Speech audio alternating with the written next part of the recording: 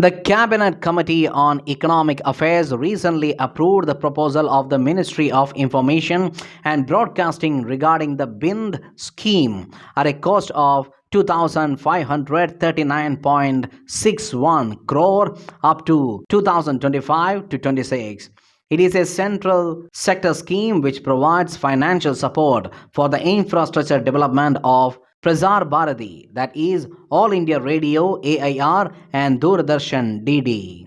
This scheme will enable the public broadcaster to undertake a major upgradation of its facilities with better infrastructure which will widen its reach, including in the LWE border and strategic areas, and provide high quality content to the viewers. Another major priority area of the scheme is the development of high quality content for both domestic and international audiences and ensuring the availability of diverse content to the viewers by upgradation of the capacity of DTH platform to accommodate more channels. Purchase of OB vans and digital upgradation of DD and AIR studios to make them HD ready will also be done as a part of the project. The project for modernization and augmentation of broadcast infrastructure also has the potential to generate indirect employment by way of manufacturing and services related to supply and installation of broadcast equipment.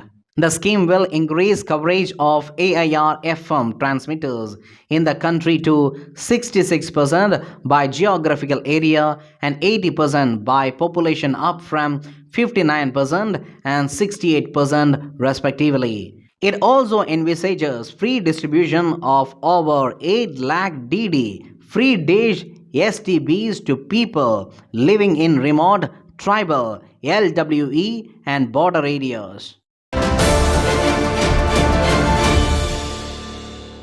Recently, the central government informed states that the decennial census exercise has been postponed till September 2023 and the date of freezing of administrative boundaries has been extended till June 30, 2023. As per norms, a census can be conducted only 3 months after the freezing of boundary limits of administrative units such as districts, sub-districts, tehsils, talukas, and police stations. The finalization of boundaries of administrative units entails covering all jurisdiction changes between two consecutive censuses. It is a process of collecting, compiling, analyzing, evaluating, publishing, and disseminating statistical data regarding the population.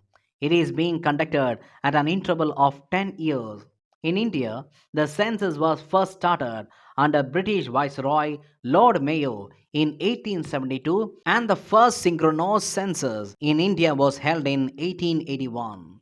The decennial census is conducted by the Office of the Registrar General and Census Commissioner, Ministry of Home Affairs. Census is conducted under the provisions of the Census Act of 1948. The population census is an union subject under Article 246 of the Indian Constitution. It is listed as a serial number 69 of the 7th schedule of the Constitution.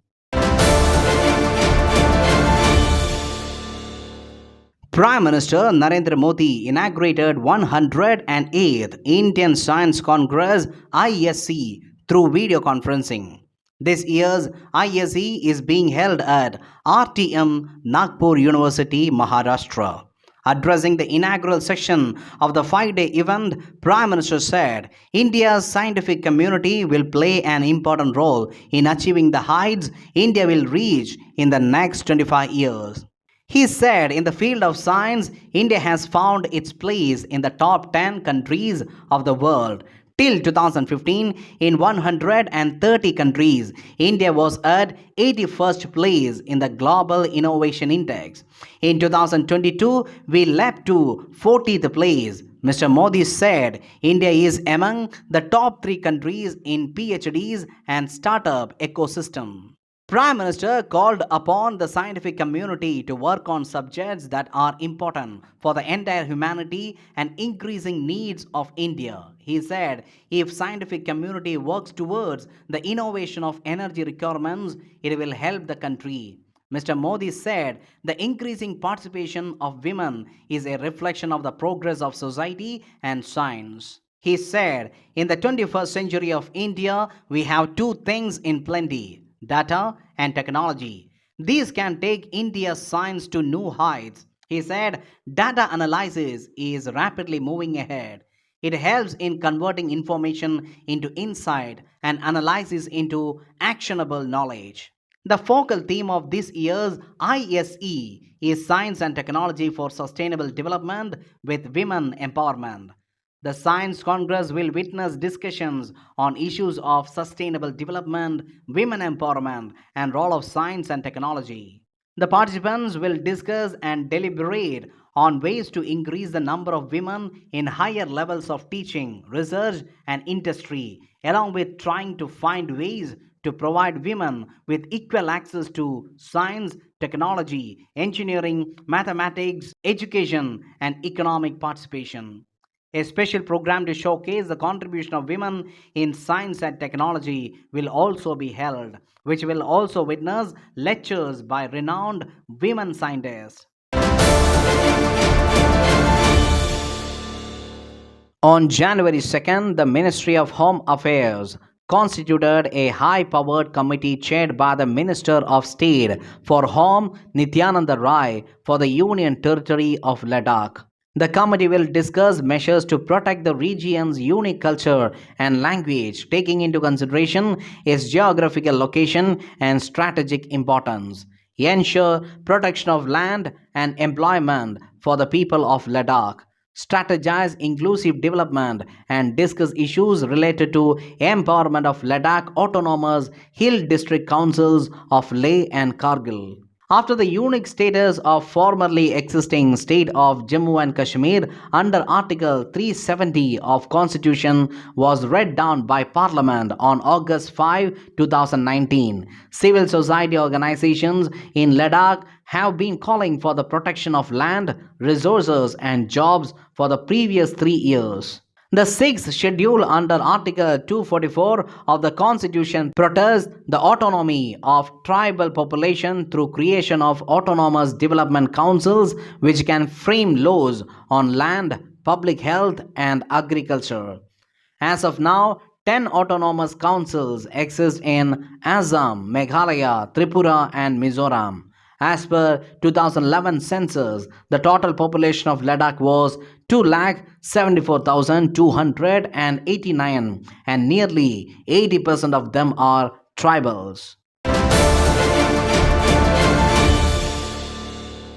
Prime Minister Narendra Modi spoke with King Charles III of the United Kingdom over the telephone. During the call, a number of subjects of mutual interest were discussed, including climate action, conservation of biodiversity, and innovative solutions for the financing energy transition. Prime Minister expressed his appreciation for King Charles III's abiding interest and advocacy on these issues. This was Prime Minister's first conversation with King Charles III after he assumed the office of the Sovereign of UK. Mr. Modi conveyed his best wishes to the King for a very successful reign. Prime Minister apprised him of India's priorities for his G20 presidency, including the propagation of digital public goods. He also explained the relevance of Mission Life, Lifestyle for Environment, through which India seeks to promote environmentally sustainable lifestyles. The leaders also exchanged views on the Commonwealth of Nations and how to further strengthen its functioning. They also appreciated the role of Indian community in UK in acting as a living bridge between two countries and enriching bilateral relations.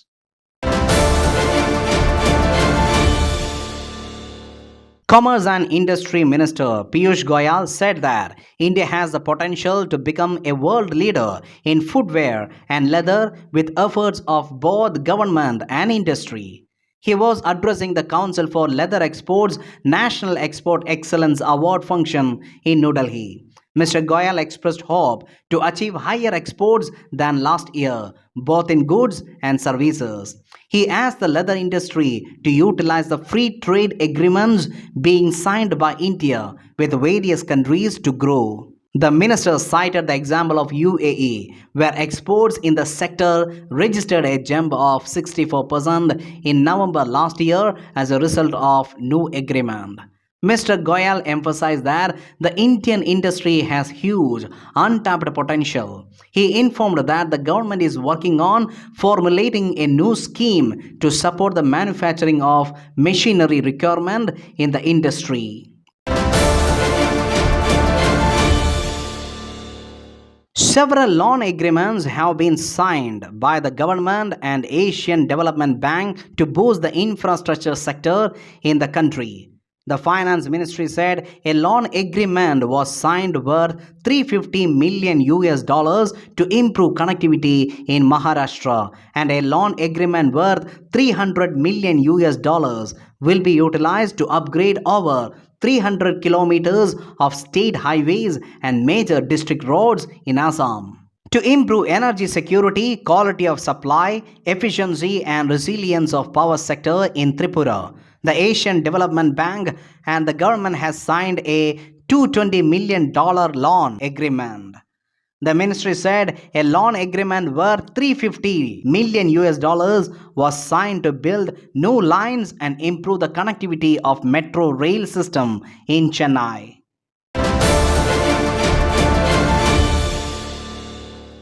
National Single Window System NSWS portal for various central, state and union territory clearance has hit a new milestone by crossing 75,000 approvals. The portal has received 420,000 unique visitors from 157 countries since its inception. More than 150,000 investors have used the KYA Know Your Approvals module of NSWS to know the list of approvals. A total of 75,599 approvals have been granted out of over 123,000 applications received. Out of these, more than 57,000 approvals have been approved by Commerce Ministry. Consumers Affairs Ministry has given over 17,000 approvals. NSWS is providing a single interface to apply for all G2B clearances from various ministries and departments, as well as eliminating duplication of work.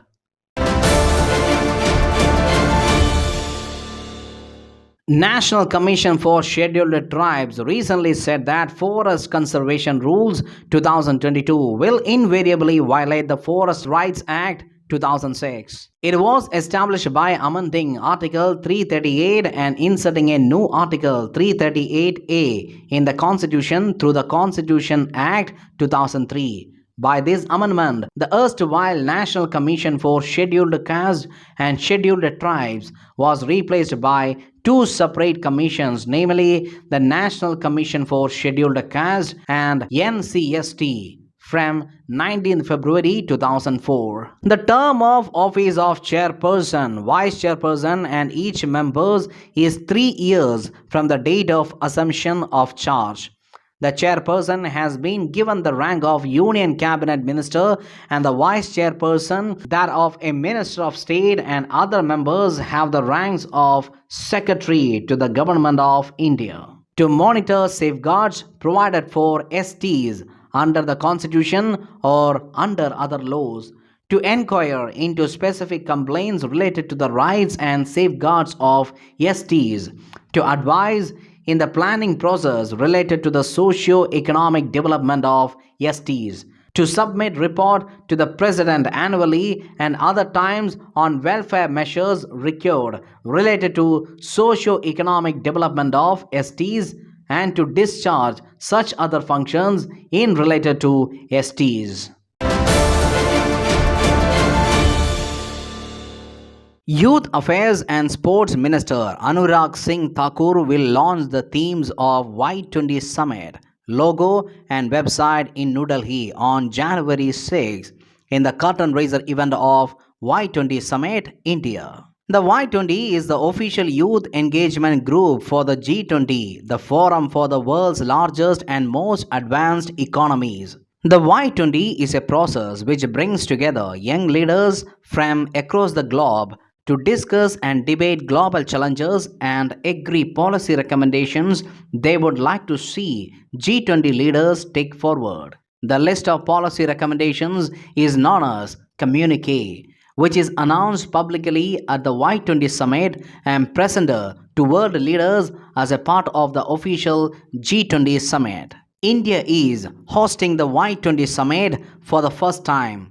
In Youth 20 Engagement Group, India's key focus is to bring young leaders from all across the globe together and discuss ideas for a better tomorrow and draft an engagement for action. The activities to be undertaken by Y20 during India's presidency will focus on global youth leadership and partnership. In a run up to the final U20 summit for the next 8 months, there will be pre summits on the 5 Y20 themes along with various discussions and seminars at different universities across the country. Government invites suggestions for 100th episode of Man Ki Baat by the end of January. India to take over leadership of APPU, having its headquarters in Bangkok, Thailand from January. External Affairs Minister Dr. S. Jaishankar met the Director General of International Atomic Energy Agency Rafael Grossi in Vienna, Austria. In Delhi, the day temperature settled several notches below normal and the minimum temperatures plunged to 4.4 degrees Celsius, the season's lowest, and making the national capital colder than Dharmshala. Recently, a bird survey conducted at the Silent Valley National Park in the last week of December identified 141 species, of which 17 were new. A recent study said that turning the tropical forest into natural rubber plantations in Tripura is negatively impacting non-human primate species and vegetations in the region. The Union Cabinet, chaired by Prime Minister of India, has approved National Green Hydrogen Mission.